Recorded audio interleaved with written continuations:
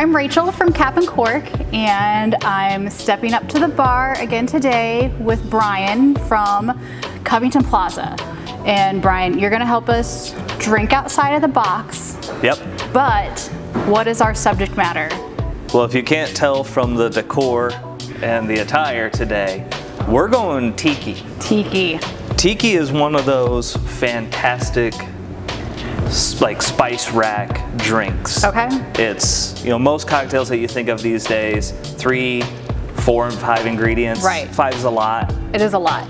These are 11, 15, 20. Like insanely elaborate. Layers. Flavors and spirits and ingredients, all of it. And steps, just all together. There's so much to them that they are so much fun.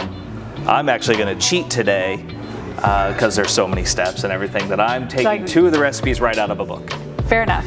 But they're out of the Smuggler's Cove. If you're into tiki at all, get Smuggler's Cove. It's just a great repertoire of everything tiki. Right. Everything. Everything. All right, so let's get started. What are we gonna start with? We're starting with Captain's Grog. Okay. Captain's Grog is a historical drink in addition to being a fantastic tiki drink. Which I think most tiki drinks have some sort of story or legend or something attached to them. Right. Capacity. It just builds the romance of it, but what is the story? So it all just starts with grog and the Royal Navy. Okay. England's Royal Navy. And so what it started with is you had your daily rations of rum, and then I forget the captain's name, but he decided he didn't want his men to get drunk twice a day. Okay. So he came up with a ratio, 3 parts water, 1 part rum. So diluted it down. So grog was to make the water safe to drink.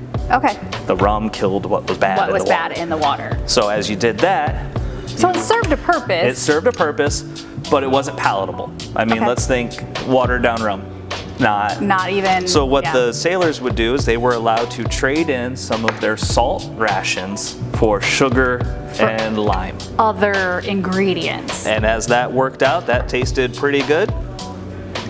And then they I could see that that's some ingenuity in that realm, I think.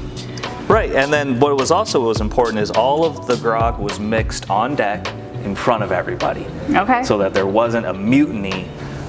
That something was diluted more, or somebody got more than somebody else. Or they didn't. Yeah, they didn't get their allotment of rum. Right. So it was a public thing. It was a public thing. It was a camaraderie. All of that fun. So it was fun. So this is then the Captain's Grog, which has more. And this is kind of based off the Captain. The Trader Vic's version-ish in their book here, so you kind of go into it. So you mentioned Trader Vic's. There's also Don the Beachcomber. So they're the like two. The fathers of tiki. Right. Okay. They popularized it starting right before World War II. Okay. And then really went nuts. 33, 34-ish. Right. And then when all the GIs came home from the South Pacific, they brought that love of that culture and that experience with them. Right. That makes sense. So what are, between Don and Vic, I'm assuming they each created... Well, they each created an empire of restaurants and built bars. Off of... their brands. It was... Gotcha. All right, now we get to go into the hard stuff. Okay, so that was grapefruit? Grapefruit and lime. Okay. And now we're supposed to be doing drops. Fruit and lime. Grapefruit and lime. And now? Vanilla extract. Okay.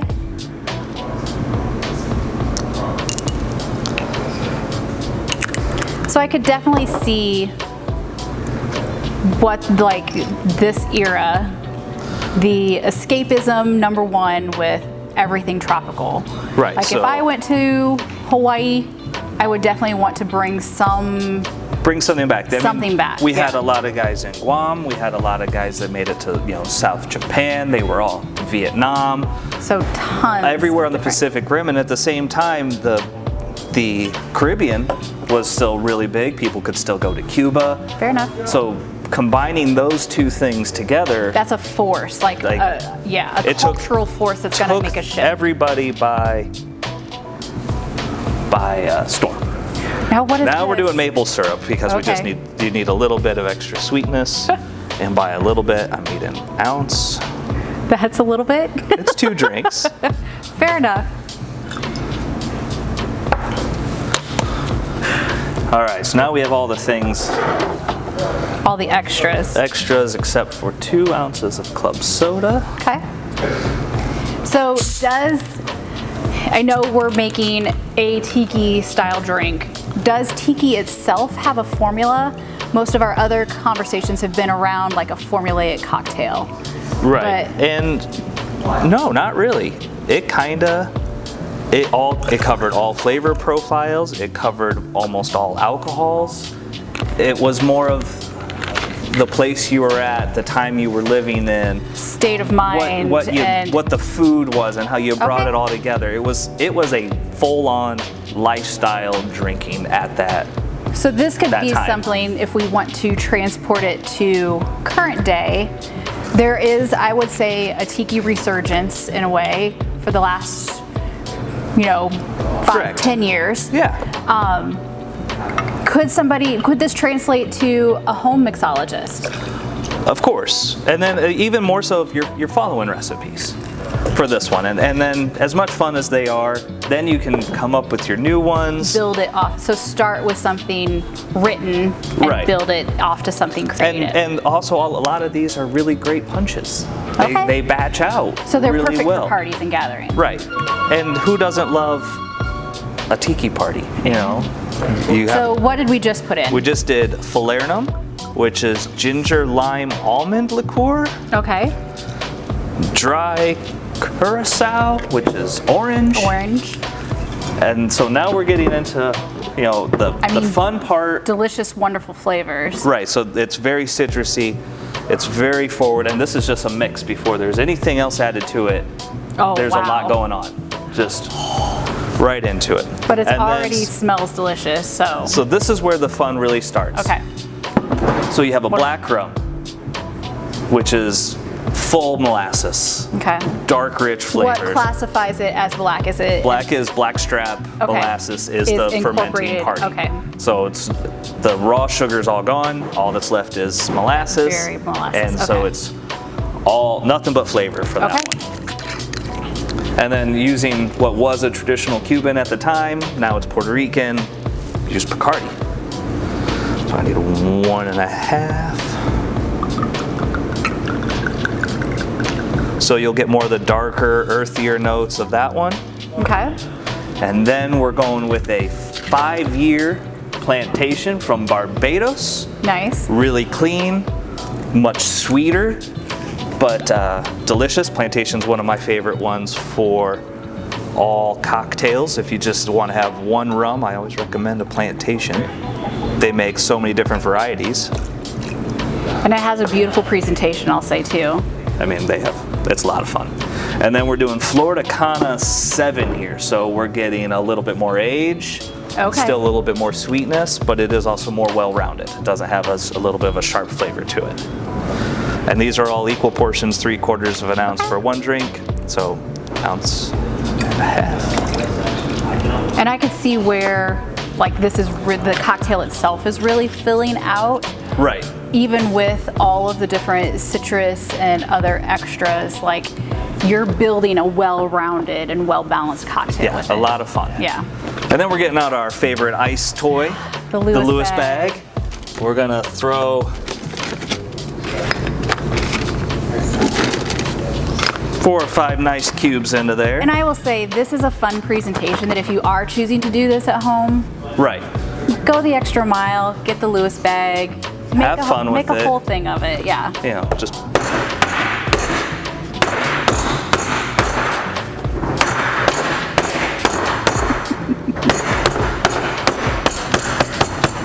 It definitely gets the job done. it does a great job. It's a lot of fun. But then, so we're gonna take most of this, Okay. see how well we did. We did pretty good.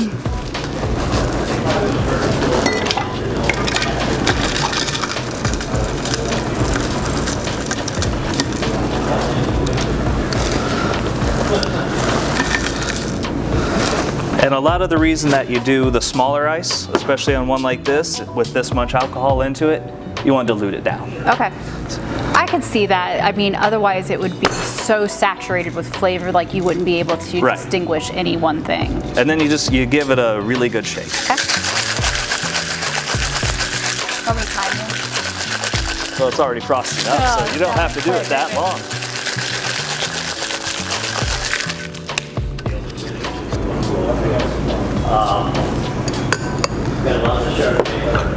And then you're supposed to do what they call a gated pour, which is to let some of the ice through, Okay. but not all of it. So you cover it some.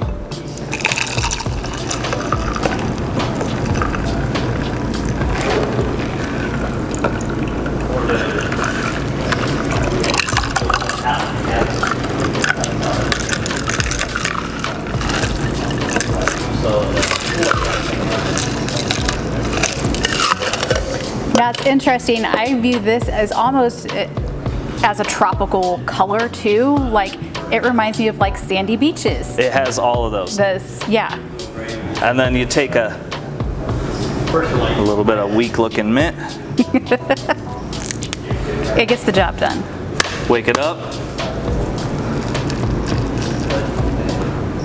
put it in there. Oh, I can tell you right now, that's just gonna hit me in the nose. You can That's gonna be really perfect. smell it. And You then add that with the citrus. Oh my gosh. citrus, mint, all the rums, and just because I like them, not necessarily full traditional. I don't think you can go wrong with cherries. I mean, a little cherry. And I think like the whole presentation, like the tiki culture, is also very focused on The garnish is garnishes. very important, and it brings a lot of elements into it. So we have Because it's more than just like the looks of it. You know, Right. yes, It it's does- that initial beautiful, catches your eye type of thing. So we have 5 alcohols. We have 2 juices. We have maple syrup, vanilla, almond. It's the whole spice rack. That's The this what's so entire much thing, fun yes, about the this entire is thing. all the spices. All right. So Cheers. cheers. Oh, that's so good. Amazingly, like not overwhelming at all. So it has everything we just listed. It has sweetness. It has citrus. It has some savory notes to it from the black rum.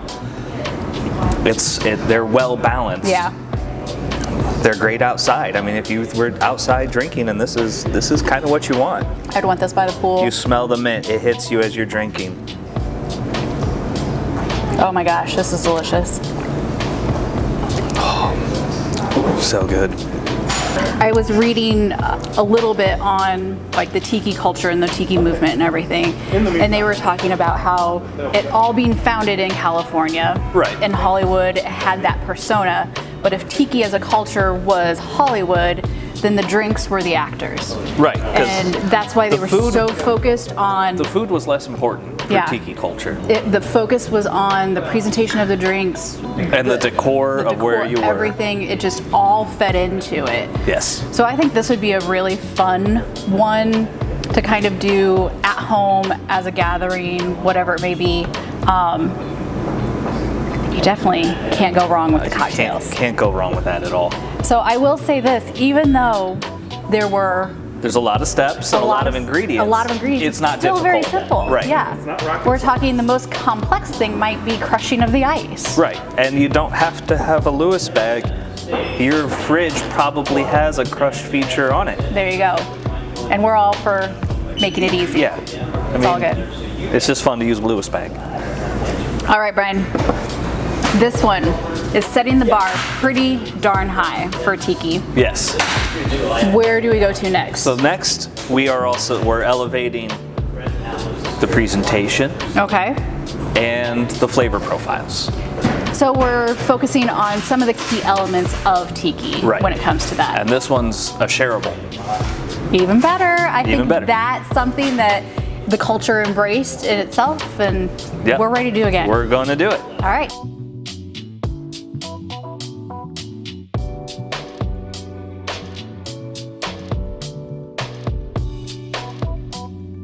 All right. All right. So we covered the basics of tiki and enjoyed a captain's grog. Right.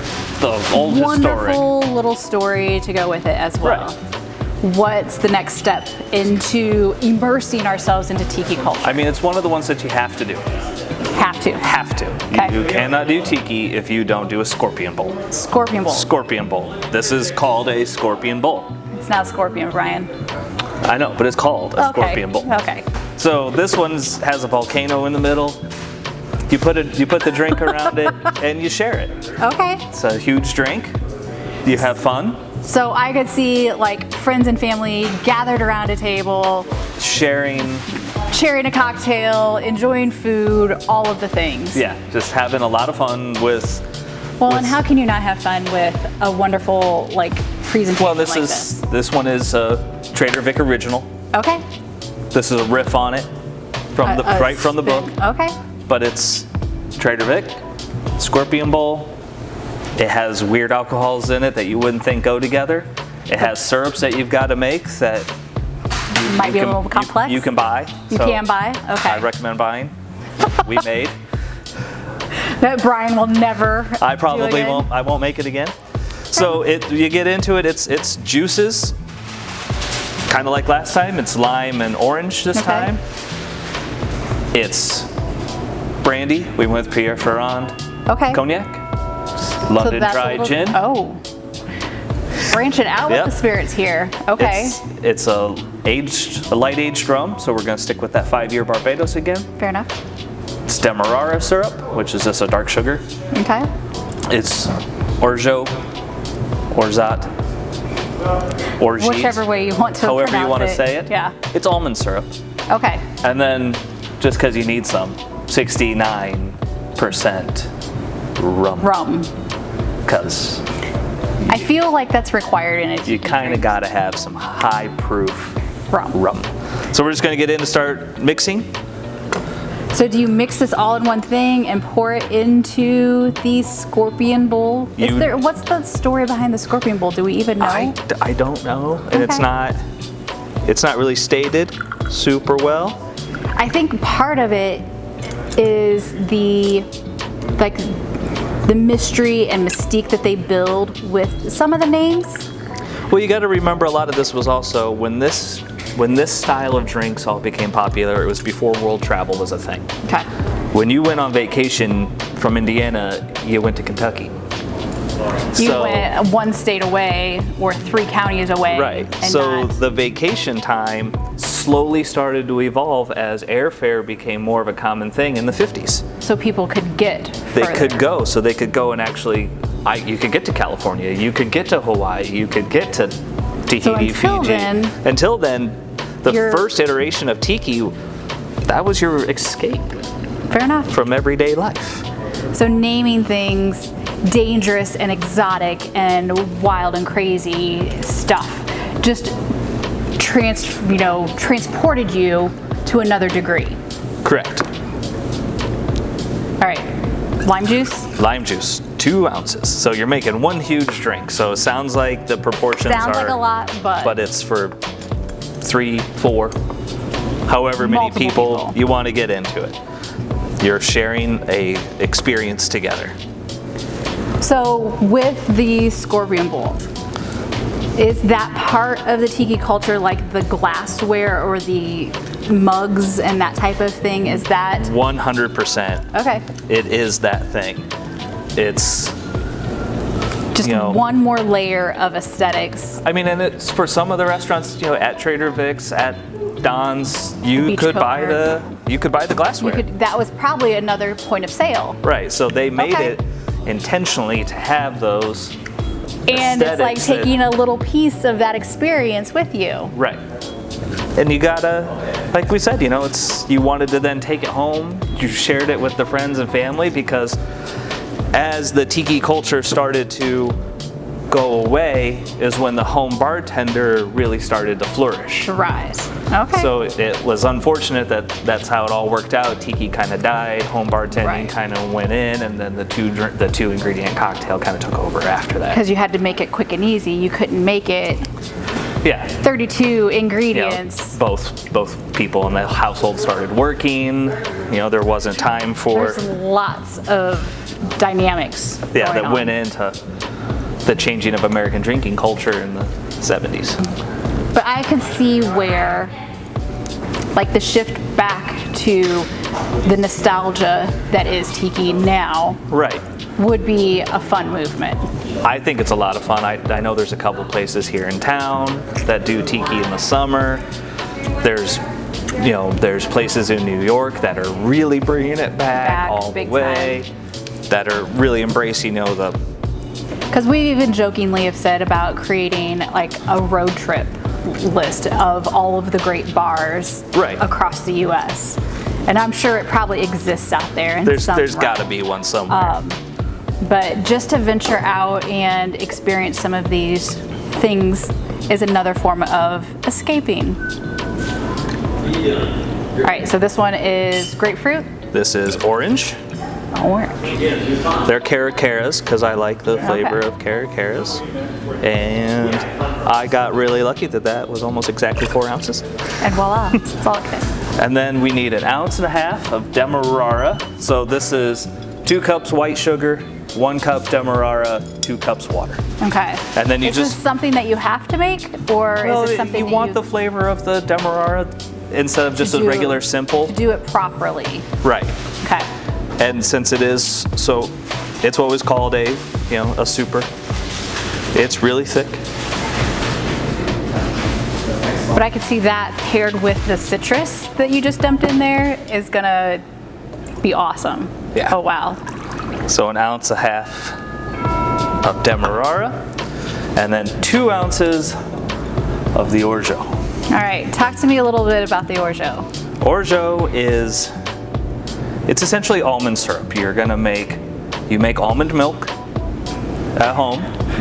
So you gotta. This is for the industrious few of us out there. You have to boil your almonds, And that list only contains Brian's name. and then you put them in a food processor, batch them out, grind them up, add back the water that you boiled them in, Oh, you have to save that. save the water, Put it back.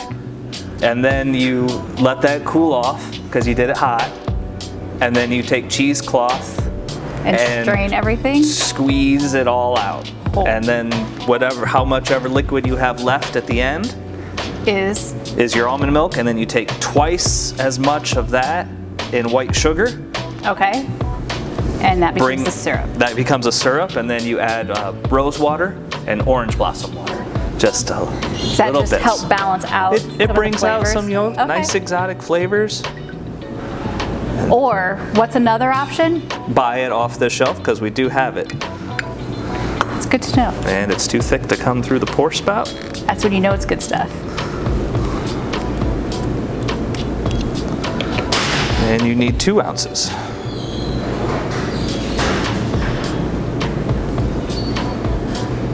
So unless you're incredibly industrious, Or looking to if use you're up your kind of time like me and really like being traditional and honest when and you're first doing something. want to understand the whole process and experience, Yeah.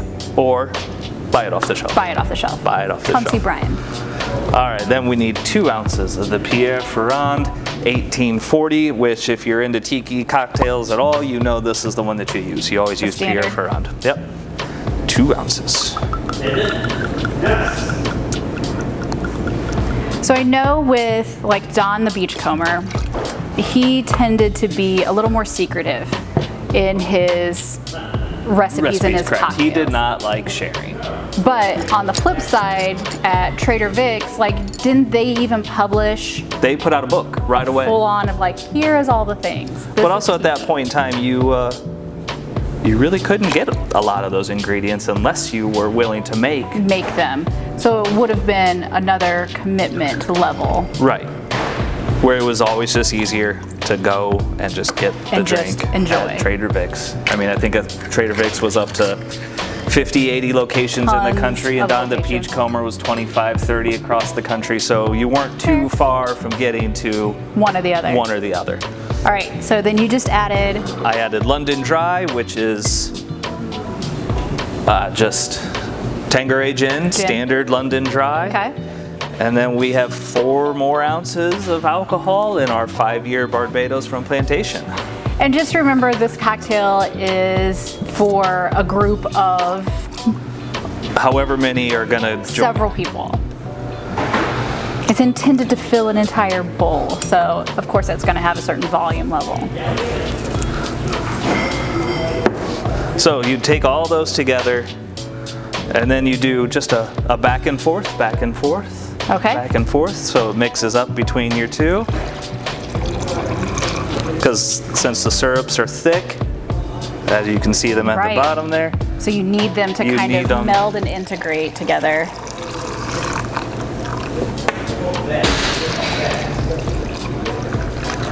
gets the juices, gets a little bit of froth. 5-6 times. And already I can see a more integration, like it's flowing a lot better. This alone could have been a presentation with some of the... That's a whole nother video. All right, then you just fill up your bowl with ice. Okay. I'm just going with standard Standard ice. issued, nothing fancy. Nothing fancy. It's going to be the secondary to this beautiful presentation bowl. Right. You know, not filling it up all the way, but a good portion.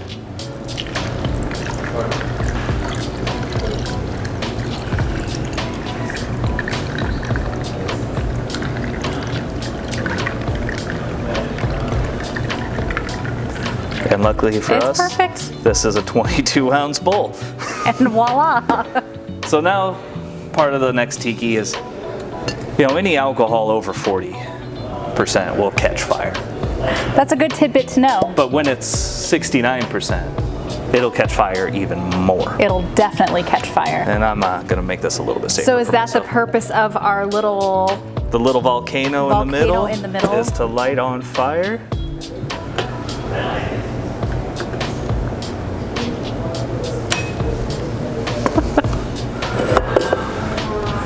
And then for safety measure, we are going to use the little torch here.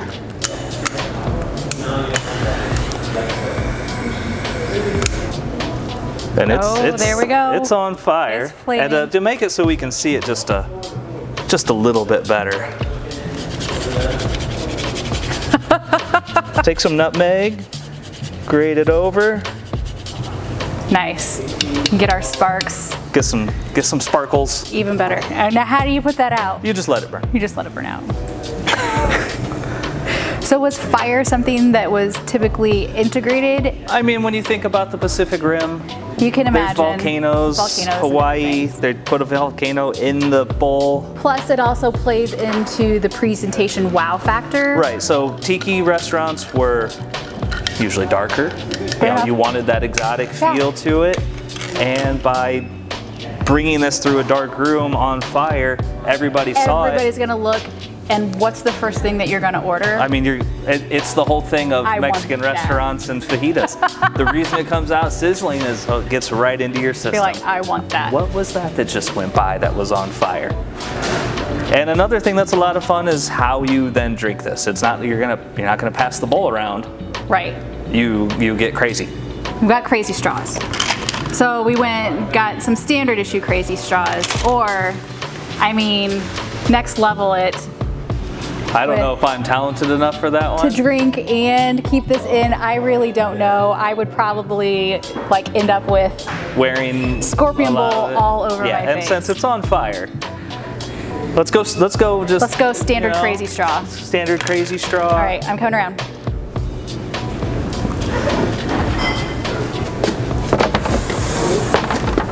You're gonna catch your hair on fire. That's right, beards grow back. Hey, don't put that out. I'm not. You're drinking it? Yep. Oh, that's really good. It's nice. That's really nice. That one could be super fun. Even if you didn't want to do the Scorpion Bowl. Right. You Individual just- cocktails. If you just wanted to do punches and that kind of, you could just put it together. And amazingly well balanced. Like looking at the amount of spirits and Mixes and juices. citrus and everything, I assumed there was going to be something that was going to be an outlier. Right. And there's not. I mean, you can't really tell there's gin in this. It doesn't have that juniper. It just balances in with. Because somebody will probably see you take out that green bottle and be like, Done. I don't I'm want out. gin. No gin. Go for it. Just, you got to try it. yeah. And I think that this plays well into what we always say about we want people to stay curious. Yes. And this is the next level of curiosity. This is 100% curiosity. All right. So we've done a traditional tiki. Right. We've done a little further outside the box. Little more fun on the scorpion bowl. Right. I mean, How do you take us completely out of the tiki box? well, now you just have fun. You've learned what the flavors are, and then you kind of just jump into where you want them to go next. Okay. So I'm kind of gonna just make one up. I haven't even tried it yet. All right. So I trust you. Let's see we'll- how this happens. We'll get this back together.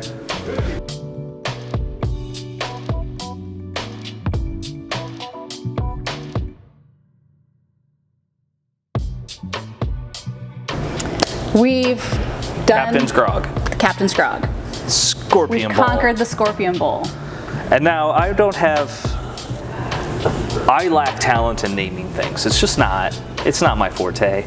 That's I okay. can put flavors together. They'll All be sorts of fun, but So you're creating this cocktail, I'm coming up with it. but you're not going to name it. I don't have a name. You don't have a name for it. So you come up with the name with it. Put it in the comments. Put it for in the us. comments. It's Yeah. it'll be fun. And then Brian will officially name a cocktail after you. I can't think of a better piece of notoriety from Captain Cork that anybody could ask for. Yeah, and it'll be a lot of fun. So, small story of myself. Okay. First time I got to leave the continental United States was to go to Hawaii. 16 Right out of the gate. 16 years old. I got really lucky. Our marching band that I was a part of here in town, we went to Hawaii. Okay. We went to Punch Bowl, where the cemetery for Pearl Harbor is. We did all of that, and you go to the Polynesian Cultural Center. You're 16, you're on a high school Right. trip. You have to have some go. educational elements incorporated Right, with it. and we went to the Dole pineapple farm that was there. So Very cool. you get all of those memories Right. of 16 years old, and you're not allowed to have the alcohol that goes along with all of it while you're Slightly there. disappointing, but So this you're not is, disappointed with the This time, is going to kind of be me putting that memory into a drink. okay. So it's just, we're going for it. And I would say like pineapples and coconuts and different things like that are very prominent Right, they are. when it comes to these styles of drinks. They are.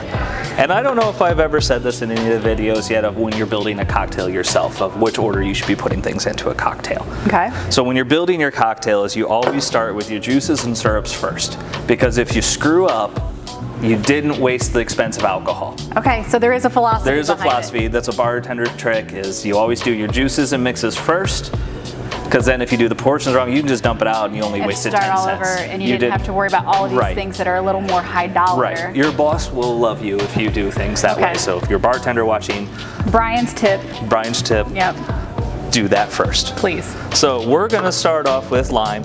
It's been in all the drinks so far. It's kind of a standard Staple. thing. Yep, staple when it comes We're, to it. Yep, we're doing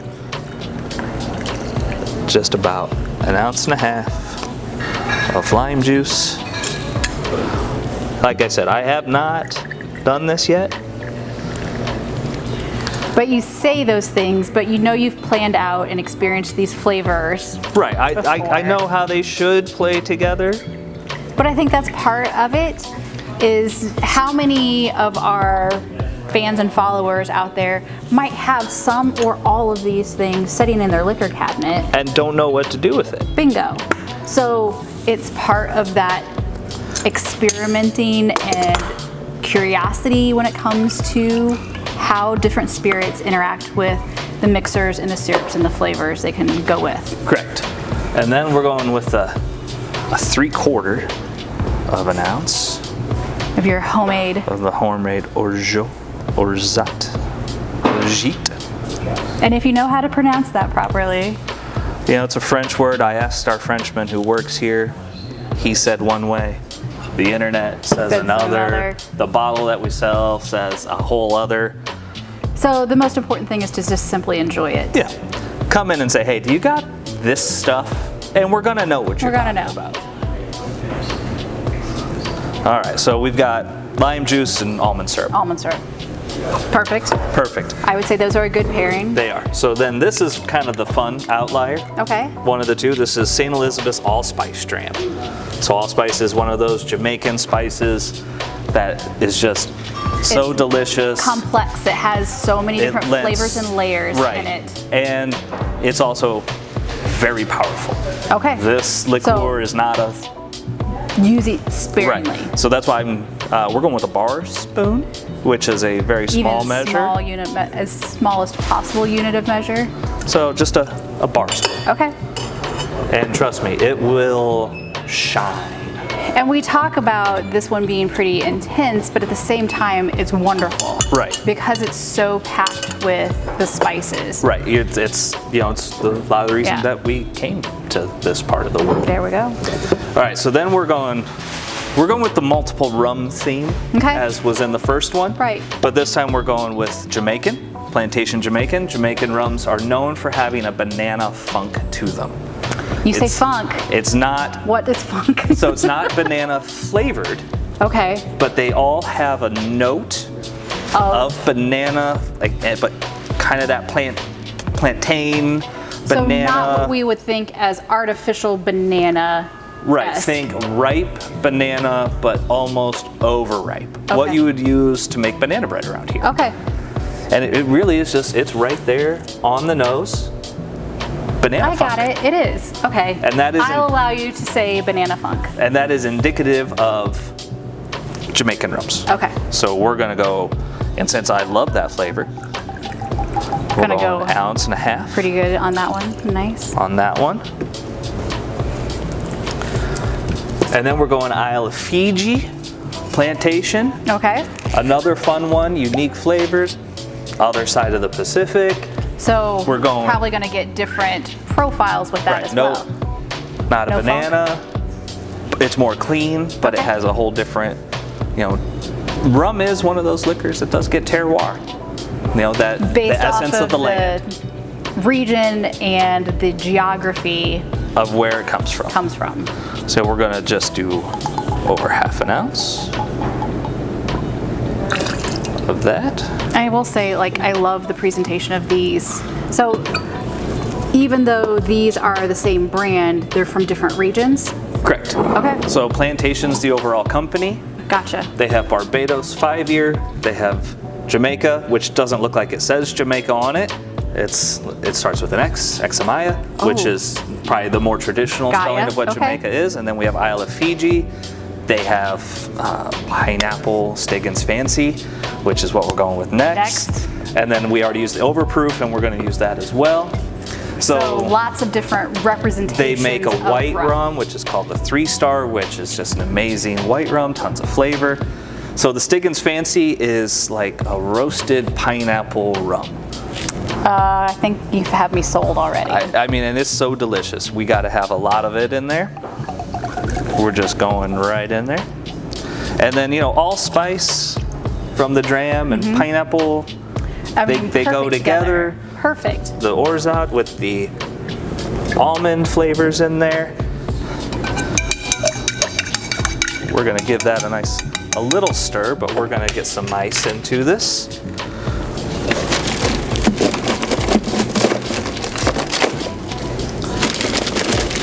So what would you say is the most iconic? It's the Mai Tai. Okay. When people think tiki, people They think Mai Tai. should think Mai Tai. So who created the Mai Tai? Is that, I mean, that one's up for debate because everybody claimed it. it'll go between It'll go between Don Don and and it'll go Vic. between Okay. Vic. So, and I have to use What my is new it? tool. This What is is this new toy? this is an ice tapper. It's literally made just for cracking big things of ice. And boy, oh howdy, That's pretty slick. does it work really great. You might have seen these in your grandparents' drawer if they enjoyed alcohol back in the day, and you probably just thought it was for whacking knuckles, but it is. That's multi-uses. It is for cracking ice.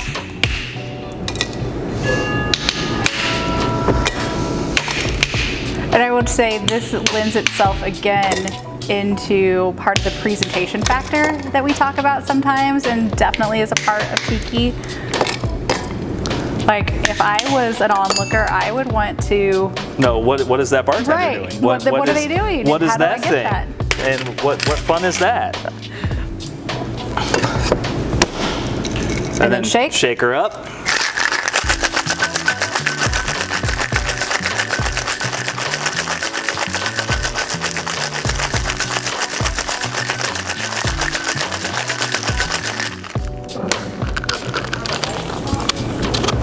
All right, let's talk a little bit about our mugs up here.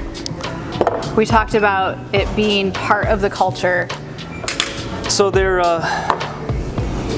this is a part some people have a problem with, and I do understand it. Is that it is very cultural But and it could be an exaggeration of what something tiki- important to somebody. right? And Yeah. you don't want to discount that, Right. but it is also part of the culture of tiki drinks.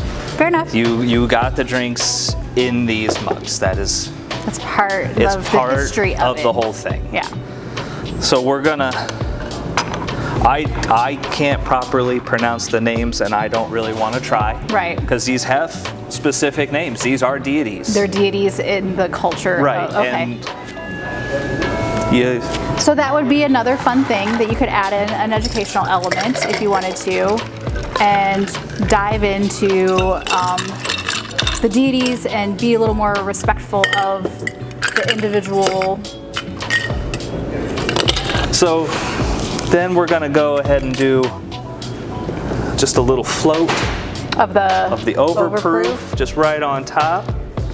You know, you can put the spoon, and it's a slow pour, and just a little bit right on top.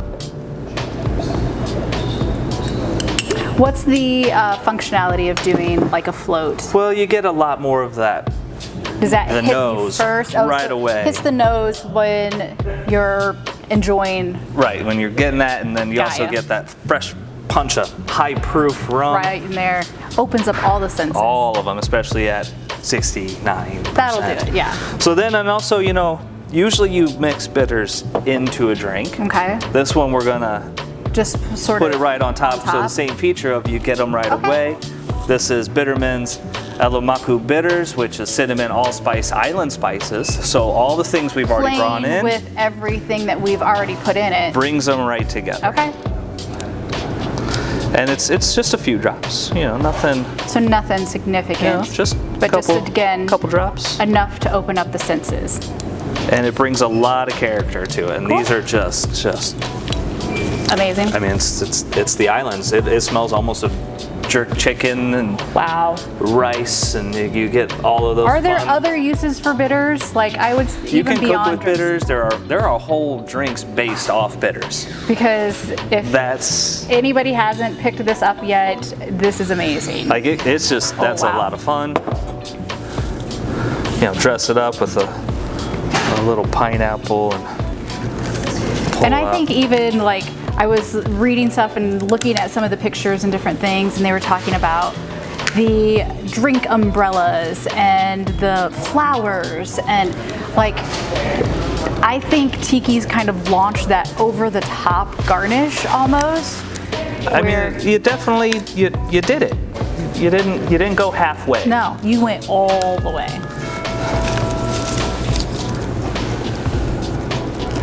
You got a little garnish. You get a Nice. little spoon straw down into there.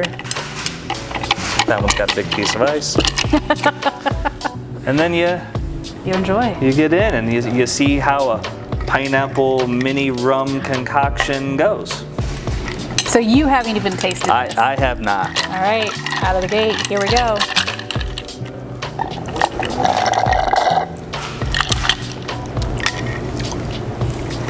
Amazingly, for all of the spirits that you put in it, It's not. it's not It's not overly super rummy? No, this is like juicy and fresh.